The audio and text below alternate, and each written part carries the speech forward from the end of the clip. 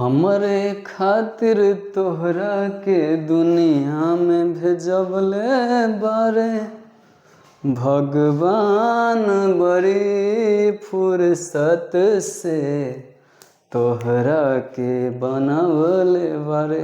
देखिए, आज जो चैप्टर पढ़ने जा रहे हैं उसका नाम है sexual reproduction in flowering plant, यानी पुष्पी पादपों में कौन सा जनन है? लैंगिक जनन। पिछले चैप्टर में हम बताए थे क्या कि कभी भी प्लांट में लैंगिक जनन होने के लिए एक चीज का होना जरूरी है जिसका नाम है पुष्प। क्या होना जरूरी था? तो पुष्प का होना बहुत ही ज़्यादा जरूरी था। तो देखते क्या है इस चैप्टर में स्पेशली पढ़ना किसके बारे में है, तो आपको ध्यान समझना है। पहला तो पुष्प के बारे में और पुष्प में किस तरह से लैंगिक जनन होता है। तो सर सबसे पहला पॉइंट लिखा हुआ है फ्लावर का, एनसीईआरटी का पहला पॉइंट। ये जो है नॉर्मल सा पॉइंट है, इससे क्वेश्चन आने का चांस ना के बराबर है, लेकिन ये जो है ना रियल लाइफ में इसका उपयोग है। जैसे फ्लावर का जो है ना फेजिंग ऑर्गन जो है जिसका उपयोग इसमें होता है एंजियोस्पर्म जो है, जिसका यूज होता है आकर्षक के फॉर्म में। तो इसलिए बोला पुष्प को आवृतबीजी का कौन सा अंग कहा गया? आकर्षक अंग। फॉर एग्जाम्पल इसका यूज कहाँ पे होगा? सबसे पहला सिंबल के फॉर्म में। सिंबल आप समझते होंगे, संकेत के लिए। जैसे मान लीजिए क्या कि किसी को प्रेम का भेंट देना, मतलब लव का सिंबल जो देना है, तो उसके लिए आप कौन सा फूल लेके जाइएगा? रेड वाला। इसी कारण से रोज जो है फेमस है, समझे? तो किसी को स्नेह या लव के लिए हम किसका प्रयोग करते हैं? रोज का प्रयोग करते हैं, जिसका कलर कैसा होता है? रेड होता है। अगर पीस को दर्शाना है, शांति को दर्शाना है, तो इसके लिए कैसा है? तो वाइट फ्लावर आपको ले जाना पड़ेगा।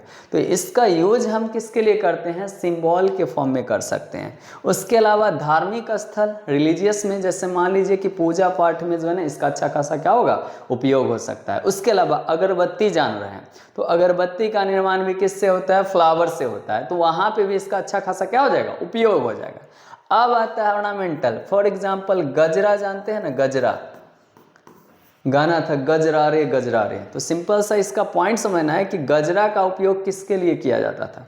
तो गजरा का उपयोग जो है बाल में किया जाता है, किसके लिए? तो श्रृंगार के लिए।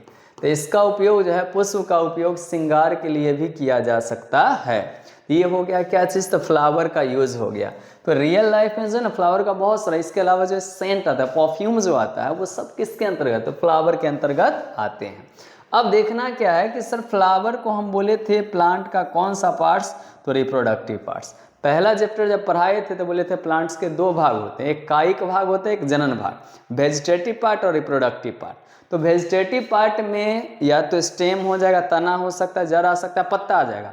लेकिन जब भी रिप्रोडक्टिव पार्ट का बात बोले, जनन भाग का बात करें, तो आपको याद रखना है कौन होगा? फ्लावर होगा।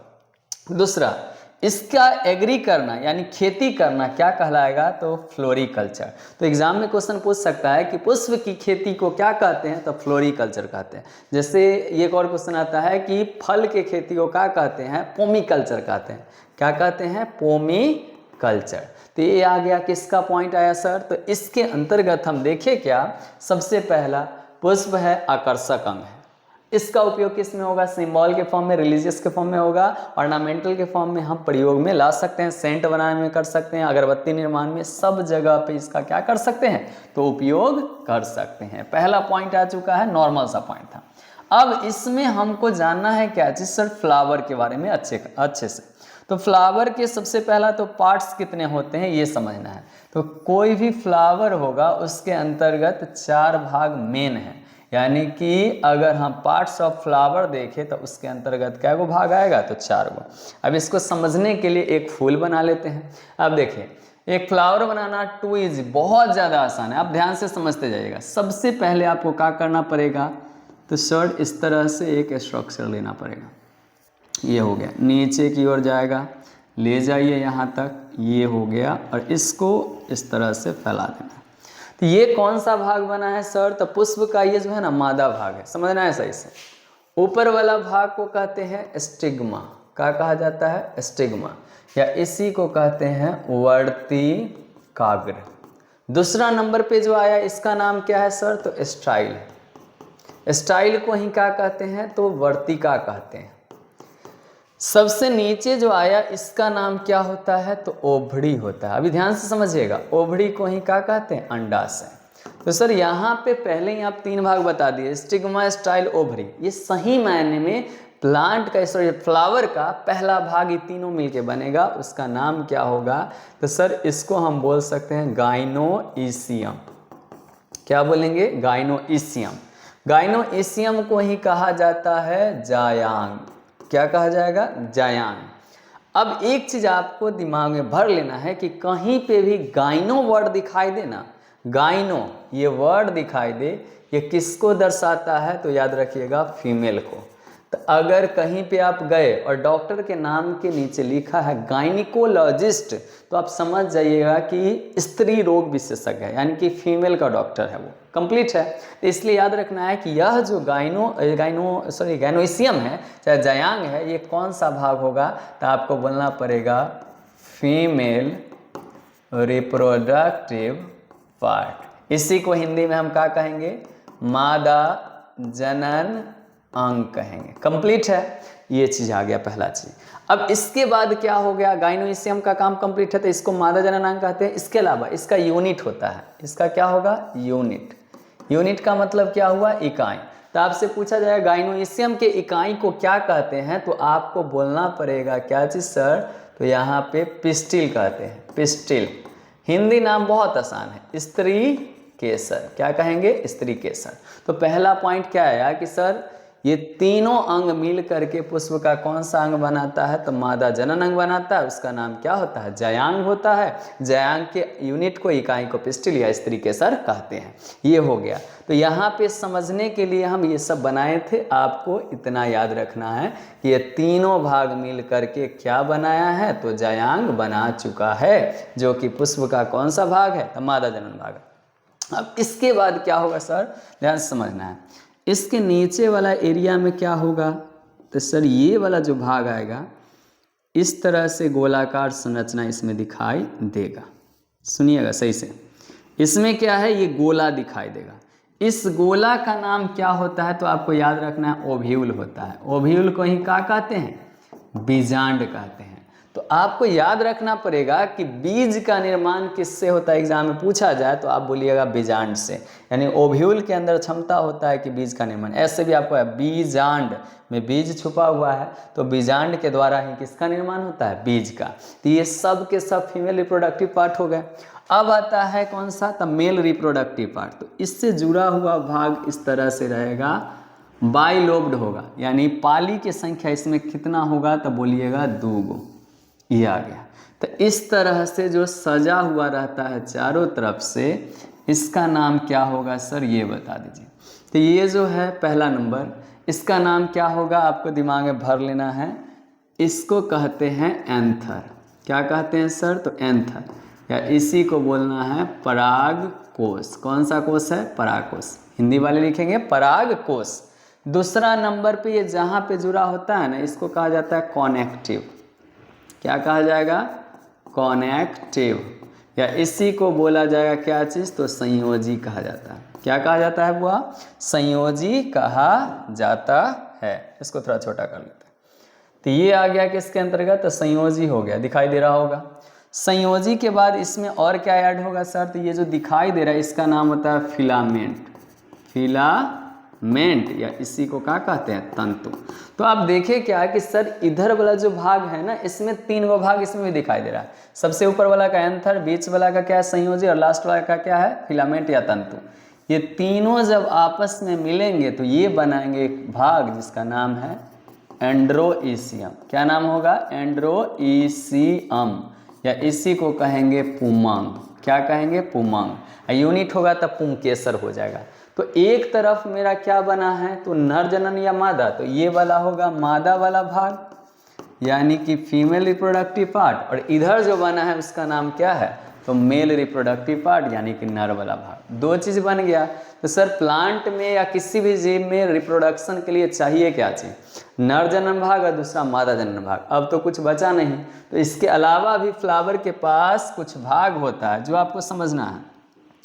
नीचे से इस तरह से इसका भाग आएगा, ठीक है, ये जो दिखाई दे रहा है इस तरह से इसका भाग आया। अब ये जो होगा ना, जहाँ पे बैठा हुआ रहेगा ना फ्लावर, इसका नाम होता है थैलेमस। क्या नाम होगा? थैलेमस। पुष्पासन, पुष्प का आसन जो होगा उसी को क्या कहेंगे? पुष्पासन। अब इसमें जो दोनों तरफ से इस तरह से निकल रहा है ना, इस संपूर्ण भाग जो होता है ना, इसका कलर आप देख लीजिएगा, ग्रीन कलर का होता है। ये कैसा कलर दर्शाता है? तो सर ये ग्रीन, ग्रीन है या क्या है? हाँ ग्रीन ही है ये। तो ये पूरा का पूरा जो नीचे का भाग आपको दिखाई दे रहा है, ये पूरा का पूरा ये कैसा कलर होता है? ग्रीन होता है। अब ग्रीन जो बना रहे हैं इसका नाम अच्छा खासा है, अब देखिएगा कुछ समय के बाद पता चलेगा। तो ये कलर में कैसा है? सर ग्रीन है। अब देखना क्या है कि सर ये जो है ग्रीन वाला भाग है, इसका कुछ ना कुछ तो नाम होगा। इसका नाम होता है कैलिक्स। क्या नाम होता है? कैलिक्स, या इसी को कहते हैं बाह्य दल पुंज। कौन सा दल पुंज होगा? बाह्य दल पुंज। तो यानी कि पुष्प के अंदर जो हरा भाग होता है उसको क्या कहते हैं? बाह्य दल पुंज कहते हैं। कंप्लीट है। इसके बाद यहाँ पे एक चीज दिमाग में भर लेना है कि ये पूरा का पूरा जो हरा भाग है सब मिल के बाह्य दलपुंज कहलाएगा।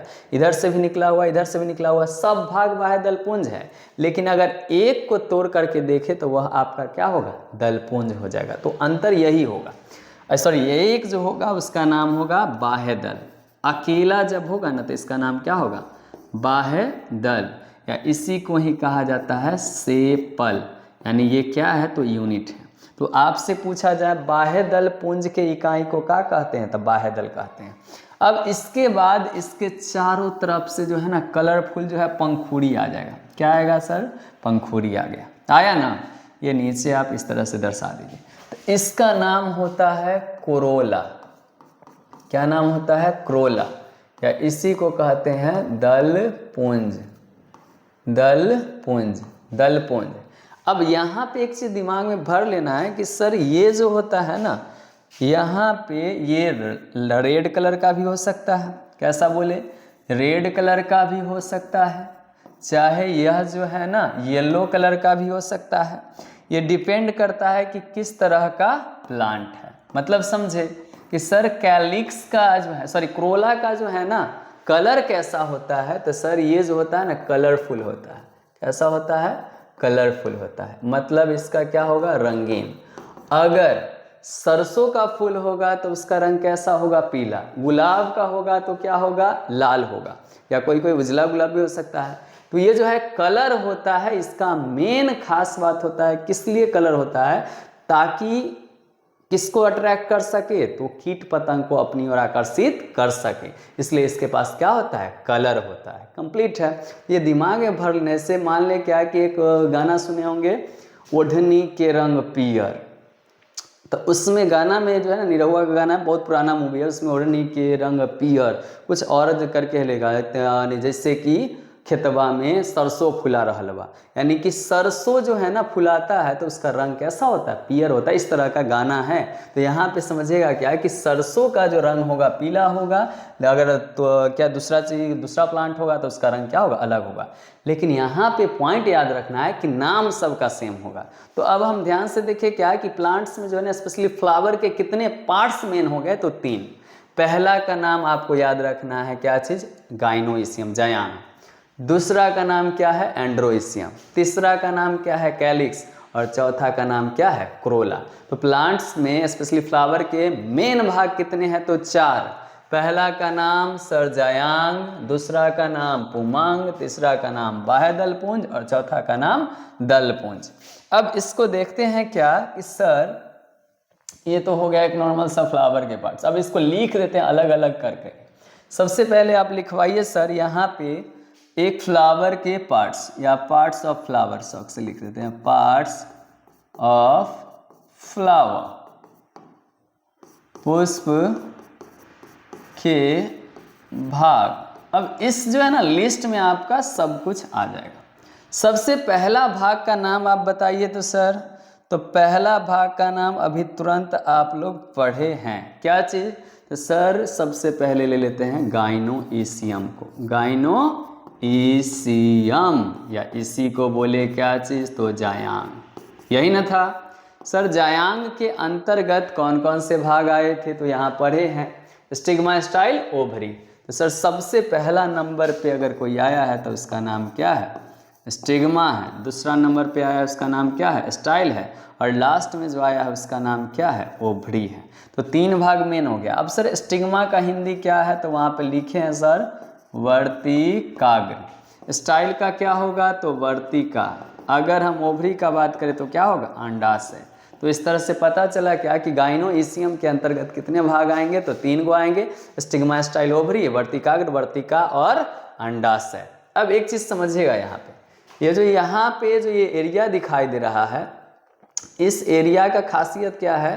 तो सर यहाँ पर जो होता है ना, ये लैंडिंग एरिया होता है परागकण का, इसमें से परागकण निकलता है तो यहाँ पे जा करके जमा होता है। तो आपसे अगर पूछा जाए क्या कि परागकण का जो लैंडिंग एरिया या सिंपल सा जो है ना आने वाला एरिया कौन सा होता है? स्टिग्मा होता है। फिर स्टाइल का काम क्या होता है? तो सर यहाँ से परागकण को अंदर की ओर ट्रांसफर करना, यही काम होता है। काम बाद में पढ़ेंगे, पहले पॉइंट समझ लेते हैं। दूसरा नंबर पे मेरे पास क्या आया सर? एंड्रोइसियम। तो आप लिख दीजिए, अब लिख लीजिए गाइनोइसियम। कौन सा है सर? सॉरी, गाइनोइसियम हो गया, एंड्रोइसियम आ जाएगा। एंड्रोइसियम को ही हम क्या बोले हैं? तो पुमांग बोले हैं। पुमांग को एक और चीज बताना है सर, यह जो था वो कौन सा भाग था? फीमेल, यानी कि मादा भाग। इधर वाला है वो कौन सा है सर? मेल, यानी कि नर भाग। ये दिमाग में भर लेना है। पुमांग के अंतर्गत आप देखे हैं कि कौन कौन आया था? सबसे ऊपर में एंथर आया था। क्या आया था सर? एंथर आया था। दूसरा नंबर पे क्या आया था? तो कॉनेक्टिव आया था। कॉनेक्टिव हिंदी सबका लिख लिया। एंथर का हिंदी क्या होता है? तो सर पराग कोष होता है। क्या होता है सर? तो पराग कोष होता है, पराग कोष। और नीचे वाला का सर संयोजी। उसके नीचे वाला का सर क्या था? तो अच्छा खासा नाम था फिलामेंट। फिलामेंट, या इसी को क्या बोले थे? तंतु। तो यहाँ पे 3 भाग हो गया। इसके बाद सर अगला भाग का नाम बताइए क्या चीज़ हो सकता है? इसमें तो जगह कम पड़ गया है, इसको ले जाते हैं आगे की ओर। चलिए सर देखिए आप यहाँ पे अगला जो पॉइंट है उसका नाम क्या था? तो कैलिक्स, बाह्यदल पुंज, या इसी को क्या बोले थे? कैलिक्स। इसका कलर बड़ा सुंदर था सर। कलर हमेशा इसका याद रखिएगा, कैसा होगा? ग्रीन होगा, ये याद रख। कैलिक्स का कलर कैसा होता है? ग्रीन होता है। यह फूल को क्या करता है? बांध करके रखता है। उसके बाद बगल में आया कौन सा सर? तो दल पुंज आ गया, दल पुंज, या इसी को आप क्या बोलिएगा? तो क्रोला बोल दीजिएगा। और क्रोला का कलर बोलिएगा, रंग का बात करिएगा, कलरफुल होता है या रंगीन होता है, वो डिपेंड करता है कि किसका फूल है। तो यही था पार्ट्स ऑफ फ्लावर। तो पार्ट्स ऑफ फ्लावर कितने हो जाएंगे? 4, गाइनोइसियम, एंड्रोइसियम, कैलिक्स और क्रोला। एक माइंड में सेट कर लेना है, गाइनोइसियम के इकाई को या जयांग के इकाई को स्त्री केसर, इसके इकाई को क्या कहेंगे? तो पुंकेसर, ये दिमाग में भर लेना है। उसके अलावा बाह्यदल पुंज के इकाई को क्या कहेंगे? बाह्यदल। दलपुंज के इकाई को क्या कहेंगे? दल, यानी इसको इंग्लिश में पेटल कहते हैं। यूनिट है सब, ये भी यूनिट है, तो इसको सेपल कहेंगे। इसके यूनिट को क्या कहेंगे? तो सर इसके यूनिट को कहेंगे पुंकेसर। पुंकेसर को ही कहा जाता है एस्टामेन। ये दिमाग में भर लेना है। अब फोटो इसका जो है ना छोटा छोटा पॉइंट के थ्रू बता देते हैं। तो सर इसको दर्शा दीजिए एक छोटा सा फोटो। तो ये जो फोटो उधर से बनाए हैं, ये जो भाग दिखाई दे रहा है इसी में सब आ गया। ये हो गया आपका स्टिग्मा, ये हो गया स्टाइल, ये हो गया क्या चीज़? ओवरी। इधर वाला का दर्शा दीजिए सर। तो यहाँ पे इस तरह का स्ट्रक्चर बनता है, ये बना। तो ये हो गया आपका परागकोश, जहाँ से जुड़ा हुआ है इसका नाम संयोजी, और ये जो तंतु हो गया, खत्म कहानी। उसके अलावा जो हरा वाला भाग है उसका कैलिक्स है, उधर वाला क्या होगा? क्रोला हो जाएगा। तो यहाँ तक का पॉइंट आपका क्लियर हो चुका है। अब आगे का पॉइंट देखते हैं। आगे का पॉइंट क्या है आपको समझना है। एनसीईआरटी का लाइन बाय लाइन हम समझते जा रहे हैं। अगला पॉइंट है उसका नाम है एंड्रोइसियम स्टामेन। इसका मीनिंग समझे। एंड्रोइसियम के इकाई को क्या बोले थे? स्टामेन। उसी के अंदर होता है माइक्रोस्पोरेंजियम, उसी के अंदर में बनता है पोलन ग्रेन। यानी कि यहाँ पे जो पढ़ने जा रहे हैं, पुष्प का कौन सा जनन भाग पढ़ने जा रहे हैं? तो नर जनन भाग या male reproductive part of flower पढ़ने जा रहे हैं। तो सबसे पहला बताइए कि आपके सामने में कौन आए? एंड्रोइसियम। तो एंड्रोइसियम का एक अच्छा खासा एनसीईआरटी का फोटो बना लेते हैं। आप ध्यान से समझिएगा। इस तरह से एक हो गया मेरे पास क्या चीज़, तो एंड्रोइसियम। अब आपको हम बताए हैं कुछ देर पहले ही क्या, इस सर एंड्रोइसियम के मुख्य कितने भाग हैं, तो 3। सबसे पहला जो भाग था उसका नाम क्या था सर, एंथर था। जहाँ से जुड़ा हुआ था उसका नाम क्या था, कॉनेक्टिव था। और लास्ट वाला जो भाग था इसी का नाम क्या था सर, तो फिलामेंट था। हिंदी नाम तो याद होगा सर, पराग कोश। कौन सा कोश है, पराग कोश। दूसरा का नाम क्या होगा, संयोजी। और तीसरा का नाम क्या होगा, तो तंतु। ये पॉइंट आपको दिमाग में भर लेना है कि अभी जो पढ़ने जा रहे हैं एंड्रोइसियम, ये किसके बारे में पढ़ने जा रहे हैं, तो मेल पार्ट्स के बारे में। मेल पार्ट्स यानी नर के बारे में, तो ये दिमाग में भर लेना है। तो सबसे पहला मेल पार्ट्स में क्या आता है, तो सर एंड्रोइसियम। एंड्रोइसियम के अंतर्गत आता है एंथर, कॉनेक्टिव और फिलामेंट। अब इस सब में सबसे स्पेशल कौन है, कॉनेक्टिव का काम है सिर्फ जोड़ देना, बात खत्म है। फिलामेंट का काम है उसको अपर सेक्शन तक ले जाना, ऊपर की ओर। मेन आया एंथर, क्योंकि एंथर के अंदर में होगा कौन, माइक्रोस्पोरेंजियम। और इसी माइक्रोस्पोरेंजियम के अंदर बनेगा कौन, पॉलिन। तो सबसे पहले एंथर को हम क्या करते हैं, काट देते हैं ऊपर से। ऊपर से काटने का मतलब क्या हुआ, ट्रांसवर्स सेक्शन लिए, अनुप्रस्थ काट। तो जैसे ही हम कट करते हैं तो एंथर का स्ट्रक्चर हमारे सामने में किस तरह का खुल के आता है, वो ध्यान समझना है।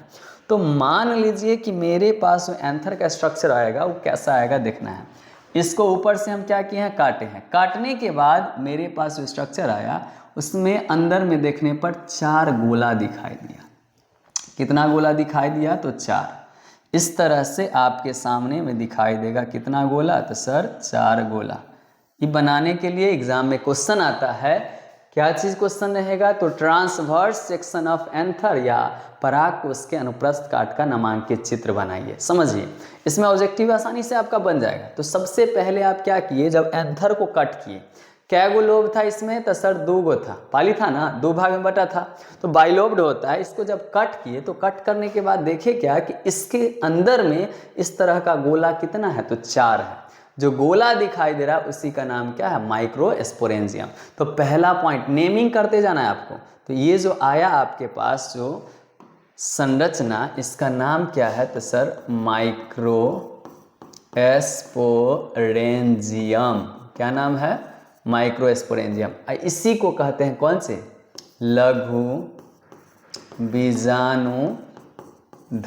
कौन सा बीजाणुधानी है, तो लघु बीजाणुधानी। कंप्लीट हुआ। तो एक क्वेश्चन का आंसर देना है आपको कि एक एंथर के अंदर में ऐसा ऐसा लघु बीजाणुधानी की संख्या कितना है, तो सर इसका संख्या आपको याद रखना है कि एगो के अंदर में कितना होगा, 4 गो। पहला पॉइंट आया। इसके बाद क्या होता है, इसके ऊपर लेयर कितने होते हैं, तो सर लेयर को समझना है। तो पहला देखना ध्यान से कि इसके पास फर्स्ट लेयर, सबके पास अपना अपना क्या होगा, लेयर होगा। इसके पास भी अपना अपना एगो पर्सनल लेयर है। कौन सा लेयर है सर, पर्सनल लेयर। चारों के पास एक खुद का अच्छा खासा लेयर है, इसका नाम है टैपिटम। क्या नाम है सर, तो टैपिटम। हिंदी में पूछिएगा तो सेम हाल है, टैपिटम। समझना है ध्यान से। तो यहाँ पर आपसे हम क्वेश्चन पूछे क्या कि माइक्रोस्पोरेंजिया के ऊपर पहला लेयर जो होता है उसका नाम क्या होता है, तो बोलिएगा टैपिटम। टैपिटम का एक ही काम होता है, क्या करना, तो न्यूट्रिशन प्रोवाइड करना। न्यूट्रिशन का मतलब आप समझ रहे हैं, पोषण प्रदान करना। तो अंदर का जो भी सेल होगा ना उसको पोषण प्रदान कौन करेगा, टैपिटम। तो टैपिटम का काम होता है नरिशमेंट या पोषण प्रदान करना। इसके अलावा इसके ऊपर में लेयर की संख्या कितना होता है, तो आप बोलिएगा 3 लेयर और है। कितने लेयर है, 3 लेयर। 3 कलर कर देते हैं सर। फर्स्ट लेयर यहाँ पे आ जाएगा, इस तरह से दर्शा दिए। ये पहला लेयर बन के तैयार है। फर्स्ट लेयर कंप्लीट है। थोड़ा सा टेढ़ा हो गया, कोई दिक्कत नहीं। पहला लेयर हुआ, इसका नाम क्या होगा सर, तब बोल सकते हैं कौन सा, मिडल लेयर। कौन सा लेयर है, मिडल लेयर, या इसी को कहें क्या चीज़, तो मध्य स्तर बोलेंगे। पहला पॉइंट हुआ, ठीक है। इसके बाद फिर क्या होगा सर, एक और लेयर आएगा। दूसरा लेयर आया, इस तरह से एक और लेयर इस पे कंप्लीटेड बन के तैयार है। दूसरा लेयर भी बन गया। इसका नाम क्या होगा सर, तो इसका नाम रखेंगे इंडोस्थेसियम। स्थेसियम अंतःस्थीशियम, अंतःस्थीशियम ये नाम होगा इसका। ये हो गया कंप्लीट। इसके बाद लास्ट लेयर इसमें एक और बचेगा, क्योंकि इसके अलावा 3 लेयर पाया जाता है। जैसे यहाँ पे क्या आया कि इसके बाद अंततः एक और लेयर कंप्लीट इसका हो गया, यहाँ पे ये हो गया। इसका नाम होता है एपिडर्मिस, एपिडर्मिस, या इसी को कहेंगे बाह्य अस्तर, बाह्य अस्तर। तो यहाँ पे आपको ध्यान से देखना क्या है कि एक माइक्रोस्पोरेंजियम या एक लघु बीजाणुधानी के ऊपर कितने लेयर है, 1 2 3 1 4। तो लघु बीजाणुधानी के अंदर लेयर की संख्या पूछा जाए तो 4 होगा। उसमें से पहला लेयर जो होता है, जो व्हाइट कलर का दिखाई दे रहा है, उसका नाम टैपिटम है। टैपिटम का काम होता है न्यूट्रिशन या पोषण प्रदान करना। उसके अलावा जितना भी लेयर दिखाई दे रहा है, दूसरा लेयर होगा, मिडल लेयर हो जाएगा, इसके अलावा एपिडर्मिस या इंडोस्थीशियम, सबका काम एक ही है, प्रोटेक्शन करना, सुरक्षा प्रदान करना, और इसका कोई काम नहीं है। इसके अलावा मन है तो इसी में आपको पूरा कर देना है। इस तरह से आप दिखा सकते हैं, कोई दिक्कत नहीं है। ये आपका बन के तैयार हो गया। क्या चीज़ बन के तैयार हो गया सर? तो ट्रांसवर्स सेक्शन। तो यहाँ पे क्या चीज़ देखें, इसको थोड़ा सा ऊपर कर लेते हैं ताकि ज़्यादा बेहतर समझ आएगा। ये आ गया। तो इसको समझना क्या है कि सर यहाँ पर देखिए क्या कि ये जो संरचना बन के तैयार हुआ है, इसका कुछ खासियत भी होगा। तो हाँ देख लीजिए, ये जो पूरा का पूरा भाग है वो कौन सा? इसका है। ऊपर वाला सेक्शन जब कट किए तो कट करने के बाद यही स्ट्रक्चर दिखाई दिया। ये जो है सही मायने में क्या था सर? तो एंथर था। ये जो जहाँ से जुड़ा हुआ है, ये बीच में कहीं ना कहीं तो जुड़ल होगा, उसको कहा जाएगा क्या चीज़? तो सर कनेक्टिव कहा जाएगा। और नीचे वाला जो है इसका नाम क्या है? फिलामेंट, या इसी को कहेंगे तंतु। तो आपसे एग्जाम में इससे संबंधित क्वेश्चन क्या पूछाएगा जाएगा, ध्यान समझिएगा। पहला, लघु बीजाणुधानी की संख्या एक एंथर के अंदर में कितना होता है? तो सर 4 होता है। कितना होता है? 4। दूसरा क्वेश्चन आपसे पूछा जाएगा क्या कि इसमें जो है एक लघु बीजाणुधानी के ऊपर कितने जो है ना लेयर पाए जाते हैं या आवरण पाए जाते हैं, तब पर भी हम क्या बोलेंगे? 4। पोषण प्रदान करने वाला आवरण का नाम बताइए, या न्यूट्रिशन प्रोवाइड करने या नरिशमेंट देता है उसका नाम बताइए। तो आप बोलेंगे क्या चीज़? टैपिटम होता है। यहाँ तक आसान पॉइंट था, आप कंप्लीट कर लिए हैं। अब इसमें क्या? तो सर इसका 2 नंबरिया में क्वेश्चन आएगा तो क्या पूछेगा? तो बोलना है ट्रांसवर्स सेक्शन ऑफ एंथर, ऐसे पूछा जाएगा। या पूछेगा पराग कोश का अनुप्रस्थ काट। कौन सा काट पूछा जाएगा? अनुप्रस्थ का। फोटो का नाम आप लिख लीजिएगा, अनुप्रस्थ काट। तो पराग कोश का अगर अनुप्रस्थ काट पूछेगा तो यही फोटो बना देना है, बात खत्म है, नेमिंग के साथ। काफ़ी आसान था। बीच में लघु माइक्रोस्पोरेंजियम ले लीजिए, उसके ऊपर टैपिटम, टैपिटम के ऊपर मिडल, मिडल के बाद इंडो, इंडो के बाद लास्ट में एपिडर्मिस ले लीजिए। कंप्लीट कहानी है। तो ये हो गया। इसके अलावा पॉइंट समझना है क्या कि इसके पास लोब का संख्या पूछा जाए। लोब समझते हैं ना, पाली। तो सर इसमें जो है ना लोब 2 होता है। मान लीजिए कि लोब फर्स्ट लिख लीजिए, इसका नाम क्या है? Lobe second. तो इसमें पाली की संख्या कितना हुआ?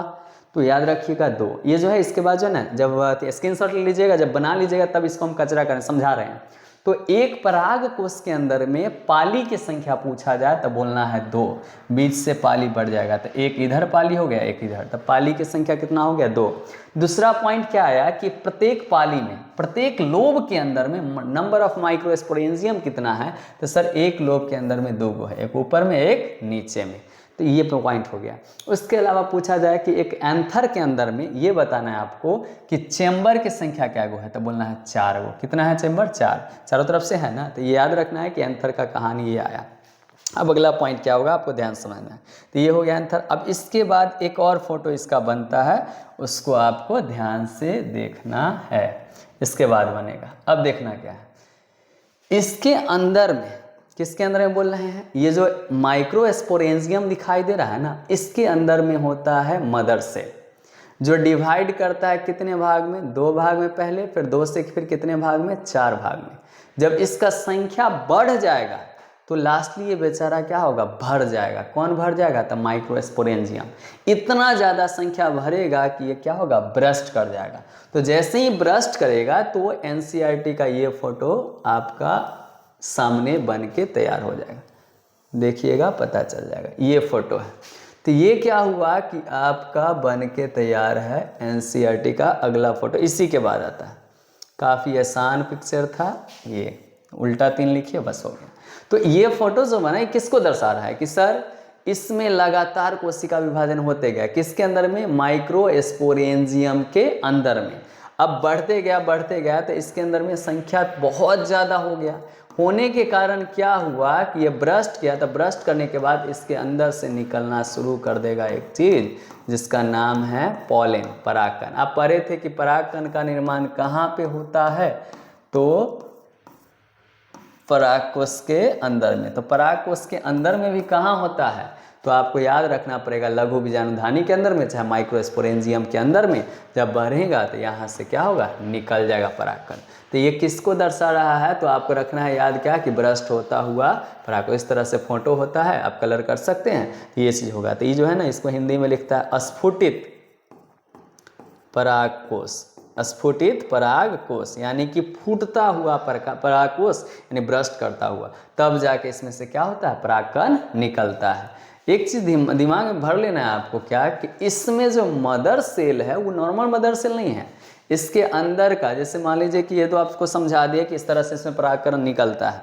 इसके अंदर का जो है ना, अगर आप बात करें क्या चीज़ का, मदर सेल का, उसी से रिलेटेड पॉइंट आगे आएगा, इसलिए आपको समझना बहुत ज़्यादा जरूरी है ये पॉइंट को अभी जो समझाने जा रहे हैं। उसके अंदर में पाया जाता है एक प्रकार का क्या चीज़ सर, तो मदर सेल यानी कि मातृ कोशिका। इस मातृ कोशिका, जैसे इसको हम एक सिंपल सा एक भाग को हम जूम करके बनाएं, उसका नाम क्या है, तो माइक्रोस्पोरेंजिया। मान लीजिए मेरे पास एक क्या है, माइक्रोस्पोरेंजिया। ये जो भाग लिए हैं उसका नाम क्या है, माइक्रोस्पोरेंजियम, या इसी को बोले क्या चीज, लघु बीजाणुधानी। तो अगर लघु बीजाणुधानी को देखें तो इसके अंदर में पाया जाता है कौन चीज़, तो मदर सेल। इस मदर सेल का नाम होगा क्या चीज़, तो सर पीएमसी, या इसी को बोला जाता है पॉलेन मदर सेल। कौन सा सेल है सर, पॉलेन मदर सेल। हम बोले थे युग्मक जनन कभी भी होगा तो कौन सा विभाजन होगा, तो अर्धसूत्री होगा या मियोसिस होगा। तो मियोसिस के कितने चरण, 2, मियोसिस फर्स्ट और मियोसिस सेकेंड। तो अर्धसूत्री फर्स्ट के दौरान क्या गो बनेगा, सेल 2 गो। फिर अर्धसूत्री सेकेंड होगा तो फिर क्या होगा, यहाँ पे मियोसिस सेकेंड जब कंप्लीट होगा तब इससे क्या गो सेल बनेगा, तो 4 गो सेल बनेगा। अब इससे साबित क्या हो रहा है कि सर एक पीएमसी से अंततः ये जो दिखाई दे रहा है, जो बन रहा है, इसका नाम क्या है, तो बोलना है आपको माइक्रोस्पोर। क्या नाम है, माइक्रोस्पोर, या इसी को कहेंगे लघु बीजाणु। कौन सा बीजाणु, लघु बीजाणु। तो एक पीएमसी से, या पीएमसी का पॉलिन मदर सेल, या इसी को हिंदी में कहेंगे पराग मातृ कोशिका। पराग मातृ कोशिका से कितने माइक्रोस्पोर बनते हैं, लघु बीजाणु बनते हैं, तो आपको बोलना है कितना, 4। और यही लघु बीजाणु बाद में चल के किस में चेंज होता है, तो ये बता देना है कि सर परागकण में चेंज हो जाता है। कंप्लीट है ना। तो याद रखना है कि ये जो है ना, एक पीएमसी या पराग मातृ कोशिका से अंततः 4 बनेगा क्या चीज़, लघु बीजाणु। यहाँ तक आपका बता दिए पॉइंट सब। अब नेक्स्ट पॉइंट क्या आता है, आपको ध्यान से समझना है सब कुछ। अगला पॉइंट है क्या सर, माइक्रोस्पोरोजेनेसिस के बारे में। किसके बारे में, माइक्रोस्पोरोजेनेसिस। ये पॉइंट है, ये समझ लेना है आज की क्लास में। माइक्रोस्पोरोजेनेसिस ये बहुत ज़्यादा जरूरी पॉइंट है, या इसी को कहते हैं लघु बीजाणु जनन। कौन सा जनन है सर, तो लघु बीजाणु जनन। अब इसको ध्यान से आप समझिएगा क्या होगा सर। अभी बोले क्या कि मेरे पास लघु बीजाणुधानी था, उसके अंदर में एक सेल था जिसका नाम क्या रखे थे, पीएमसी था। पीएमसी को कहा जाता है पॉलेन मदर सेल, या इसी को बोले थे पराग मातृ कोशिका। पराग मातृ कोशिका। इसमें क्या होगा तो सर विभाजन होगा। विभाजन तब बोले थे पहला बार होगा तो उसका नाम होगा अर्धसूत्री फर्स्ट, या इसी को बोले थे कौन सी तो मियोसिस फर्स्ट। कंप्लीट होने के बाद इसके पास कैगो सेल बना इस तरह से तो 2 गो। बोले थे मियोसिस के कितने स्टेप होते हैं 2। फिर से ये क्या करेंगे मियोसिस सेकेंड के अंतर्गत या अर्धसूत्री सेकेंड के अंतर्गत ये जो बटेंगे वो कितने भाग में बढ़ जाएंगे 2 भाग में। नीचे वाले भी बटेंगे कितने भाग में तो 2 भाग में। इस तरह से कितने भाग बन के तैयार हो गए तो 4। तो ये जो चारों बना है इसका नाम क्या होता है तो आपको याद रखना है माइक्रोस्पोर। क्या नाम रखना है तो माइक्रोस्पोर। इसी का नाम है लघु बीजाणु। तो सर यहाँ पे यह ध्यान से रखना है कि सर अभी पढ़ाए थे परागकोश, परागकोश के अंदर में गए तो लघु धान्या, उसके अंदर में ऐसा काम हो रहा है कि लास्टली एगो से जो है ना 4 गो 2 गो से फिर अंततः क्या है वो 4 गो बन रहा है क्या चाहिए माइक्रोस्पोर। माइक्रोस्पोर को ही क्या कहते हैं लघु बीजाणु, और इसी का बनना क्या कहलाता है तो ऊपर देख लीजिए लघु बीजाणु जनन। तो अब इसको परिभाषित करना है तो कैसे परिभाषित करेंगे समझना है सही से। नाम में देखिए क्या चीज लिखा है, एक का नाम है माइक्रो और दूसरा का नाम है माइक्रोस्पोर, माइक्रोस्पोर, और दूसरा पॉइंट का नाम है क्या चीज जेनेसिस। समझना है ध्यान से, एग्जाम में जो है काफ़ी इजीली आप लिख सकते हैं। माइक्रो का मतलब माइक्रोस्पोर हो गया, जेनेसिस का मतलब होता है फॉर्मेशन। अब इसको डिफाइन करना होगा तो क्या होगा लघु बीजाणु, इसको हिंदी में लिखे थे ना लघु बीजाणु। अब फॉर्मेशन का मतलब क्या होता है बनना। तो आप इसको परिभाषित कर सकते हैं कि लघु बीजाणु के बनने की प्रक्रिया को क्या कहते हैं लघु बीजाणु जनन। लेकिन आप ये भी लिखिएगा कि किसके सहायता से बन रहा है तो परागमात्री कोशिका के सहायता से। तो लिख सकते हैं इंग्लिश वाले the process of formation of microspore with the help of PMC। PMC का मतलब पोलन मदर सेल। हिंदी वाले क्या लिखेंगे PMC के सहायता से, PMC या परागमात्री कोशिका के सहायता से किसका बनना लघु बीजाणु का बनना क्या कहलाता है लघु बीजाणु जनन कहलाता है। अब लिख सकते हैं आराम से, कंप्लीट है। अब इसमें आपको ध्यान देना है क्या कि सर माइक्रोस्पोर बना है, क्या ये सब दिन ऐसे ही रहेगा? क्योंकि आज तक तो हम नहीं सुने हैं कि परागकोश से जो है ना माइक्रोस्पोर निकलता है। तो सर यह जो माइक्रोस्पोर है कुछ समय के बाद, यह जो माइक्रोस्पोर दिखाई दे रहा है ये कुछ समय के बाद इनके साथ क्या होने वाला है आपको ध्यान से समझिएगा कि ये जो माइक्रोस्पोर होगा ये ऐसे ही नहीं रहेंगे, इसमें बदलाव होगा। ये क्या होंगे तो डिहाइड्रेट होंगे। डिहाइड्रेट कहने का मतलब पानी की कमी इनमें होगा कुछ समय के बाद, और यही माइक्रोस्पोर जो होगा वह चेंज होगा किसमें पोलन में, लेकिन एकाएक नहीं। इसके माइक्रोस्पोर के अंदर जो न्यूक्लियस है वो कहेगा सर हम डिवाइड होंगे। क्या होंगे डिवाइड होंगे, डिवाइड होंगे लेकिन with the help of asymmetric तंतु या एसिमेट्रिक फाइबर, दोनों तरफ से जो है ना फाइबर लग जाएगा। इसका नाम क्या होगा एसिमेट्रिक फाइबर, या इसी को हिंदी में कहेंगे एसिमेट्रिक तंतु। तो एसिमेट्रिक तंतु की सहायता से क्या हुआ तो माइक्रोस्पोर का जो है केंद्रक है वो कितने भाग में डिवाइड हो गया सर 2 भाग में। कितने भाग में डिवाइड हुआ 2 भाग में। जब केंद्रक बट गया तो इसका कोशिका भी कुछ समय के बाद क्या होगा बट जाएगा। तो इसके बाद कुछ समय के बाद इसका पूरा का पूरा क्या होगा तो सर सेल ही बढ़ जाएगा। सेल के कितने भाग हो जाएंगे तो 2, एक बड़ा सेल हो जाएगा जबकि दूसरे तरफ क्या होगा छोटा सेल हो जाएगा। तो यह जो सेल बना यही अब क्या चीज़ का निर्माण करेगा तो सर परागकण का निर्माण करेगा। सुनना सही से, माइक्रोस्पोर था, डिहाइड्रेशन हुआ और एसिमेट्रिक तंतु से केंद्रक इसका दो भाग में बटा। केंद्रक बटने के बाद पूरा का पूरा कोशिका बट गया। अब वो क्या करेगा, तो अपने ऊपर एक चीज चढ़ाएगा, उसका नाम है लेयर। क्या चढ़ाएगा, लेयर, यानी कि आवरण चढ़ा लेगा। अब यही जब क्या करेगा सर, ये आवरण चढ़ाएगा, कौन, ये कोशिका दिखाई दे रहा है, ये नॉर्मल कोशिका